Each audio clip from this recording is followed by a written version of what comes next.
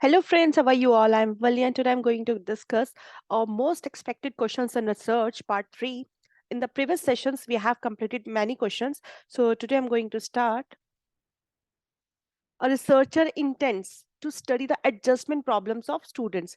Researcher कर किस चीज के ऊपर स्टडी रहा है? एक एडजस्टमेंट प्रॉब्लम स्टूडेंट्स की जो स्लम ड्वेलर्स हैं. एक प्रॉपर टॉपिक है. जो स्लम ड्वेलर्स हैं उनकी एडजस्टमेंट में उन्हें क्या प्रॉब्लम्स आती है इस तरह के स्टूडेंट्स को. रिसर्चर इसके ऊपर स्टडी कर रहा है. तो वो कौन सा सैम्पलिंग प्रोसीजर यूज करेगा अपनी स्टडी के लिए? सिंपल रैंडम सैम्पलिंग लेगा, स्ट्रेटिफाइड रैंडम सैम्पलिंग लेगा, सिस्टमैटिक सैम्पलिंग लेगा या फिर क्लस्टर सैम्पलिंग लेगा? स्लम ड्वेलर्स में एडजस्टमेंट प्रॉब्लम्स देखने स्टूडेंट्स की, तो आप क्या करेंगे ऐसी सिचुएशन में? आप ग्रुप्स बनाएंगे. आप ग्रुप्स में आपने मेल और फीमेल को अलग नहीं किया है. सो दैट मीन्स आप क्लस्टर्स बनाएंगे जिसके अंदर आपकी पॉपुलेशन में मेल फीमेल सब तरह के होंगे, क्योंकि आप उनके एडजस्टमेंट प्रॉब्लम्स को देखेंगे, उसके ऊपर आप स्टडी करेंगे. तो यहाँ पे क्या होता है, जो आपकी क्लस्टर सैम्पलिंग होती है उसका हेट्रोजेनस पॉपुलेशन होती है. रेंडमली अगर आप सैंपल लेंगे तो आपको प्रॉपर ऑब्जर्वेशन, आपके प्रॉपर रिजल्ट सही नहीं आएंगे. स्ट्रेटास में अगर आपने मेल फीमेल डिफरेंट कर लिए तो आपकी स्टडी का टॉपिक ये नहीं है. सिस्टमैटिक सैम्पलिंग भी इसमें हम नहीं करेंगे, क्योंकि यहाँ पे आपको बल्क में पॉपुलेशन को लेना है और फिर आपको करना है, तो यहाँ पे आप हेट्रोजीनस पॉपुलेशन लेंगे. तो इस बेसिस पे आपका जो आंसर है वो है fourth, which is cluster sampling. So the answer is cluster sampling. So next question is, an investigator wants to conduct a study to ascertain the progress of implementation of RTA Act 2009. That means कि एक investigator है जो किस चीज पे study करना चाह रहा है कि क्या प्रोग्रेस है आरटी एक्ट की 2009 की, किस तरह से उसको इम्प्लीमेंट किया गया है और क्या उसकी प्रोग्रेस है. तो कौन से रिसर्च टूल्स होंगे जो रिसर्चर अपनी रिसर्च में यूज करेगा, स्टडी में यूज करेगा? क्योंकि वो ये देखना चाह रहा है कि आरटी एक्ट 2009 का इम्प्लीमेंटेशन जो है वो कैसे हुआ है, हो गया है स्कूल के अंदर, और वो कैसे प्रोग्रेस कर रहा है, उस पर कैसे वर्क किया जा रहा है. तो रेटिंग स्केल करेगा. रेटिंग स्केल से तो रेट्स दिए जाते हैं, तो वो क्वेश्चनियर बनाएगा क्योंकि बड़ी पॉपुलेशन है. क्वेश्चनियर बना के उसे अंदाजा हो जाएगा कि ये लोग इसके अकॉर्डिंग चल पा रहे हैं कि नहीं चल पा रहे हैं. खाली ऑब्जर्व करने से स्टडी कंप्लीट नहीं होगी, सोशियोमेट्री यहाँ हेल्पफुल नहीं होगा. तो क्वेश्चनियर है लार्ज पॉपुलेशन के लिए सबसे बेस्ट होता है ये, कि आप लार्ज पॉपुलेशन पे क्वेश्चनियर बना के सर्वे कर सकते हैं. तो आंसर क्या हो जाएगा इसका हमारा? Questionnaire. So next question which is very important question, और स्टैटिस्टिक्स के क्वेश्चन आपके हर बार आते हैं. वैसे अब इस बार लास्ट ईयर आपका नहीं आया था सच. A researcher use t test. एक रिसर्चर टी टेस्ट यूज कर रहा है क्या करने के लिए? कंपेयर कर रहा है दो मीन्स को जो कि इंडिपेंडेंट सैंपल्स हैं. और क्या देखता है कि टी वैल्यू जो है सिग्निफिकेंट है किस पे? 0.05 लेवल पे सिग्निफिकेंट है. ओके, तो क्या मतलब हुआ इस बात का? तो एक बार देख लेते हैं. छोटे से मैंने एक्सप्लेनेशन दी है. जो टी टेस्ट है वो एक स्टैटिस्टिकल टर्म है जो हम अपनी स्टैटिस्टिक्स में यूज करते हैं, और वो यूज किस लिए की जाती है? डिफाइन करने के लिए सिग्निफिकेंट डिफरेंस दोनों ग्रुप्स के बीच में. दैट मीन्स के दो ग्रुप्स के बीच का डिफरेंस चेक करने के लिए, मीन चेक करने के लिए हम टी टेस्ट का यूज करते हैं. ठीक है. सिग्निफिकेंट डिफरेंस होता क्या है? दैट मीन्स के जो मेजरेबल डिफरेंसेस है जिसको आप मेजर कर सकते हो. अब सबसे इंपॉर्टेंट पॉइंट क्या है इसके अंदर? हमारे पता है हमारे पास कॉन्फिडेंशियल वैल्यूज होती है 0.05, 0.01. 0.01 की वैल्यू होती है 2.57, 0.05 की वैल्यू होती है 1.98. ओके. अगर आपको टी वैल्यू 0.1 सिग्निफिकेंट दिया, जबकि क्वेश्चन में भी 0.5 दिया है, लेकिन मैंने दोनों लिखे हैं ताकि आपको अच्छे से क्लियर हो जाए. अगर टी वैल्यू सिग्निफिकेंट है 0.1 में, तो क्या मतलब होगा इस बात का कि 1/100 डिफरेंस है मीन्स के बीच में. जब सैम्पलिंग एरर्स जो आ रही हैं, दैट मीन्स उसके बीच में कितना डिफरेंस है? 1/100. 0.1 का मतलब, और 0.5 का मतलब क्या होगा? 5/100. That the difference between means has occur due to sampling error के ड्यूरेशन में जो डिफरेंस आया मीन के बीच में वो 5/100 है, अगर आपकी वैल्यू क्या गिवन है? 0.5. और अगर आपकी वैल्यू 0.1 गिवन है, सो दैट मीन्स के 1/100 चांसेस हैं जो डिफरेंस आया मीन्स के अंदर सैम्पलिंग एरर का. ये मतलब है इसका. तो इसका आंसर क्या हो जाएगा? दैट मीन 0.5 लेवल गिरा है तो 5/100 है. अगर 0.1 होता तो 1/100 हो जाता. तो मैंने इस क्वेश्चन को आपको इसलिए समझाया ताकि आप अच्छे से क्लियर कर पाए, क्योंकि हमारी जो कॉन्फिडेंशियल वैल्यूज हैं ये लिमिट्स 0.05 है और 0.01 है. Next question very important and very easy question. अगर आप इसे ट्रिक से करें तो बहुत आसानी से सॉल्व हो जाता है. नॉमिनल स्केल जिसके अंदर आप क्लासिफाई करते हैं, लिस्टिंग करते हैं. ऑर्डिनल स्केल प्रॉपर ऑर्डर जहां चेक किया जाता है. इंटरवल स्केल जो प्रॉपर इंटरवल के बेसिस पे होता है. रेशियो स्केल जहां ट्रू जीरो होती है, प्रॉपर एब्सोल्यूट जीरो जिसे हम कह सकते हैं. ठीक है। तो अगर आप नॉमिनल स्केल की बात करते हैं जहाँ पे लिस्टिंग किया जा रहा है स्टूडेंट्स को अकॉर्डिंग टू द पार्टिसिपेशन को करिकुलर एक्टिविटीज में, तो आपका बहुत क्लियरली हो गया नॉमिनल स्केल का। फिर आता है आपका ऑर्डिनल स्केल। ऑर्डिनल स्केल में हम क्या देखेंगे, सुपीरियर, एक ऑर्डर देखा जा रहा है, सुपीरियर इंफीरियर।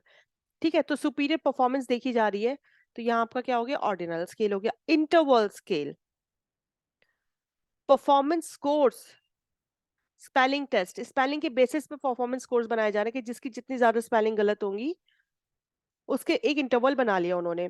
ठीक है, फिर आता है आपका ratio skill, speed of students in writing words पर मिनट, कितना एक्यूरेसी चाहिए यहाँ पे, 1 मिनट में कितना वर्ड लिख रहे हैं बच्चे, वो स्पीड चेक करना, तो वो आप किससे चेक करेंगे, रेशियो स्केल से।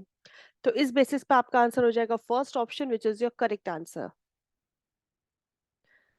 नेक्स्ट क्वेश्चन वेरी इंपॉर्टेंट, ये क्वेश्चन ऐसे हैं जो हर साल आते हैं, पॉजिटिवली स्क्यूड के बेसिस पे आ जाता है या फिर नेगेटिवली स्क्यूड के बेसिस से ये आया हुआ है। अब नेगेटिवली स्क्यूड कर्व में ऑब्टेन करना आफ्टर टेस्टिंग स्टूडेंट्स, अगर आपका टेस्ट करने के बाद स्टूडेंट्स को कर्व जो आ रहा है वो नेगेटिवली स्क्यूड आ रहा है, तो इन्फरेंस क्या बनता है कि क्या डिफिकल्टी लेवल था आपके टेस्ट का, टेस्ट आपका इजी था, टेस्ट आपका डिफिकल्ट था, या इजी नॉट डिफिकल्ट, दोनों में से कुछ भी नहीं, मीडियोकर था, या फिर no statement about difficulty of the test can be made. This is very easy, देखो एक बार हम इसे कर्व के बेसिस पे देख लेते हैं। यहाँ मैंने नेगेटिवली स्क्यूड का बनाया है।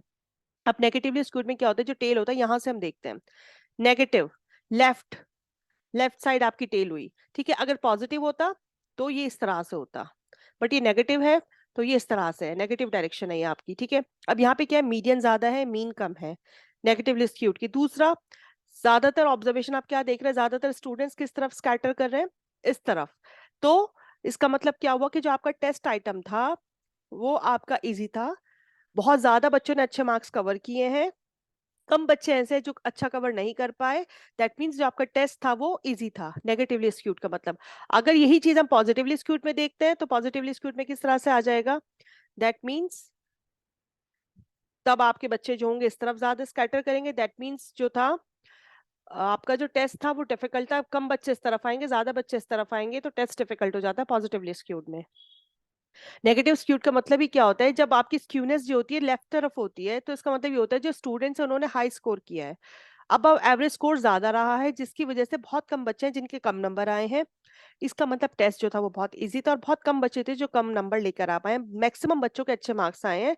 तो हम इस और ये वो जनरल ट्रेंड फॉलो नहीं कर पा रहे थे, दैट मीन्स के जो टेस्ट था वो बहुत इजी आ गया था, ज्यादातर बच्चों के अच्छे नंबर आए थे, इससे ये आपको पता चलता है। तो नेगेटिवली स्क्यूड का मतलब क्या होता है कि the test was very easy. A method of sampling that ensures proportional representation of all sections of a population is technically called। जो मेथड है आपका सैम्पलिंग का जिसके अंदर आप ये श्योरिटी दे सकते हैं कि आपका जो सेक्शन है, आपकी जो पॉपुलेशन है, वो प्रोपोर्शनली रिप्रेजेंट कर रही है हर सेक्शन को, तो उसको आप कौन सा टर्म कहेंगे, quota sampling, systematic sampling, snowball sampling, या फिर स्ट्रेटिफाइड सैम्पलिंग। तो ये आपका स्ट्रेटिफाइड सैम्पलिंग हो जाता है, वो इसलिए, स्नोबॉल सैम्पलिंग का मतलब क्या होता है, आपने एक को इन्फॉर्मेशन दी, आपने कहा दो को इन्फॉर्मेशन और दीजिए, वो अपने दो को इन्फॉर्मेशन और देंगे, तो इस तरह से पार्टिसिपेंट्स का क्या हो जाता है, एडिशन होता चला जाता है। सिस्टमैटिक सैम्पलिंग जो आप प्रॉपर स्ट्रक्चर्ड वे में करते हैं। स्ट्रेटिफाइड सैम्पलिंग जिसमें आप स्ट्रेटास बनाते हैं अपने पॉपुलेशन के, जो आपका जो पॉपुलेशन होता है वो इंटरनली हेट्रोजन होमोजीनस होता है और एक्सटर्नली हिट्रोजीनस होता है, और आपकी पूरी उसको सैंपल को एक प्रोपोर्शन बेसिस पे रिप्रेजेंट करता है सारा सेक्शन पॉपुलेशन के, कि आपको मेल का अलग लेना है, फीमेल का अलग लेना है सेक्शन, तो इस तरह से आप स्ट्रेटास बना लेते हैं। तो ये आपका हो जाएगा स्ट्रेटिफाइड सैम्पलिंग। ये क्वेश्चन भी हमारा सैम्पलिंग से ही बिलोंग करता है। तो यहाँ पे आपको क्वालिटेटिव रिसर्च दी हुई है और उसके कैरेक्टरिस्टिक्स आपको मैच करना है। देखो पर्पसिव सैम्पलिंग का सिंपल सा मतलब है जो आप अपने पर्पस के बेसिस पे कर रहे हैं, अपनी कन्वीनियंस, अपनी अप्रोप्रिएटनेस के बेसिस पे करते हैं। दैट मीन्स कि आप केस ले रहे हैं according to his her judgement about the appropriateness. Snowball sampling जहां पर आप एडिशनल पार्टिसिपेंट्स यूज करते हैं, मैंने अभी एग्जांपल दिया था आपको प्रीवियस क्वेश्चन में। Extreme case sampling that means जो बहुत अनयूजुअल है, जैसे आप बहुत एक्सट्रीम कंडीशन में यूज कर रहे हैं, seeks cases that are unusual. The answer is third. Next question हमारा जहाँ पे आपको साइंटिफिक क्राइटेरिया दिया हुआ एट्रीब्यूट का और डिस्क्रिप्शन गिवन है, सेट 1 एंड सेट 2। अब पार्सिमोनी क्या चीज होती है, एम्पिरिसिज्म क्या होता है, एक्सपीरियंस के बेसिस पे जब आप कोई चीज देखते हैं।